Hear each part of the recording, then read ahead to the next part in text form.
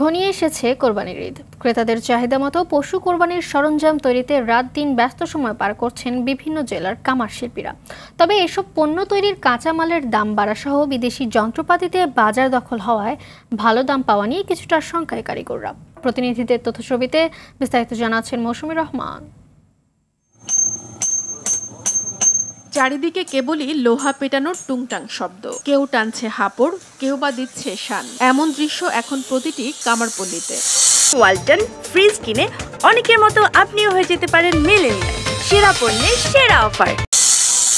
কোরবানি ঈদের আর একদিন বাকি থাকায় দম ফেলারও ফুসরত নেই নড়াইলের কামারদের। সদরের সিঙ্গা সোলপুর এলাকায় চিত্রা নদীর পাড়ের শত বছরের এই বাজারের কামার শিল্পীদের তৈরি পণ্যের চাহিদা প্রায় সারা বছর জুড়েই। আর কোরবানি এলেই আরো বেড়ে যায় তাদের বেচাকেনা। 1.5 মাস আগে থেকে আমাকে এই চাপটা শুরু হয়ে যায়, যেহেতু এই বাজারে আমরা এই কাজটা বেশি করি, এই জন্য আমাদের এখানে একটু চাপ বেশি হয়। বিভিন্ন জেলা থেকে আমাদের এখানে ব্যবসায়ীরা আসে পাইকারি, যেমন দা, কাশি, বটি, ছুরি, চাপাটি ইত্যাদি এই মাল জিনিসগুলো তারা পাইকারিভাবে কিনে নিয়ে যায়। তারা ঈদকে সামনে রেখে এই বাজার থেকে অন্তত 3 কোটি টাকার পশু কোরবানির যন্ত্রপাতি বিক্রি হবে বলে আশা করছেন সংশ্লিষ্টরা। তাদের পণ্যটাকে যাতে আরও সারা বাংলাদেশে ছড়িয়ে যায় সেই ধরনের সহযোগিতা বিসিকের পক্ষ থেকে সবসময় থাকবে। এদিকে মাদারীপুরের বিভিন্ন উপজেলাতেও একই চিত্র।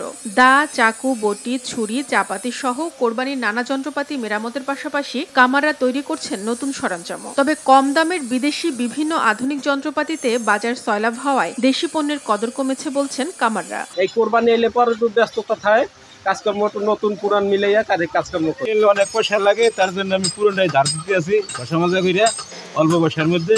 এদিকে ঝালকাঠি সহ হিলিতেও কামারপাড়াগুলো বেশ সরগরম। তবে ভিন্ন চিত্র বগুড়ার সারিয়াকান্দিতে। ক্রেতার সংখ্যা কম থাকায় তেমন বেচাকেনা নেই কামারদের।